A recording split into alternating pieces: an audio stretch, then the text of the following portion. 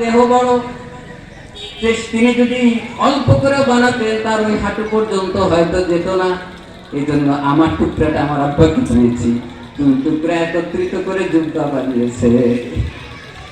ওমর ফারুক রাদিয়াল্লাহু তাআলা কষ্ট পাননি। তিনি বললেন, হ্যাঁ যুবক, তোমার মতোই তো যুবক দরকার। যত বড় ক্ষমতাধর প্রেসিডেন্ট হোক না কেন, অন্যায় করলে তার প্রতিবাদ করতে হবে, এটা মুসলমানের কাজ। কথা বলেন ঠিক কিনা? ওমর ফারুক রাদিয়াল্লাহু তাআলা এভাবে শাসন করেছেন, ঘোষণা দিয়েছেন যে আমার জনপদে যদি মানুষ নয়, একটা খচ্চর, একটা গরু যদি হোঁচটকে পড়ে, একটা খচ্চর যদি না খেয়ে মরে, আমি ওমর ফারুক রাদিয়াল্লাহু তাআলা কিয়ামতের দিন আল্লাহর কাছে জবাবদিহি করতে হবে। শাসনামল, মুসলমানের শাসনামল, পশুকুল সমস্ত পশুরাও তার অধিকার পেয়েছে, অমুসলিম তার অধিকার পেয়েছে, মুসলিমরা তার অধিকার পেয়েছে। জুলুমকে নিঃশেষ করে দিয়েছে, মানুষ ক্ষুধা দরিদ্র দুর্ভিক্ষ হয়ে গেছে।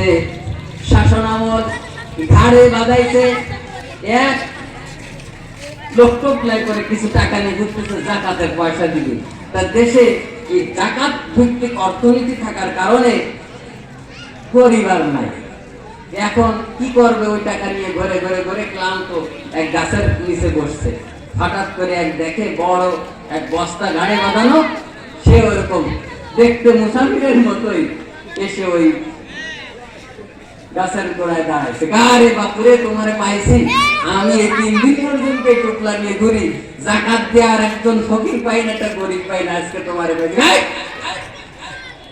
তুমি করো মেয়া 3 দিন, আর আমি করতেছি 7 দিন, বস্তা ভরা টাকা নেয়া। আমি তো গরিব পাই না যে গরিবকে টাকা দেবো, তুমি আমাদের টাকা দিতে আইছো। মুসলমানের শাসনামল সুদ ভিত্তিক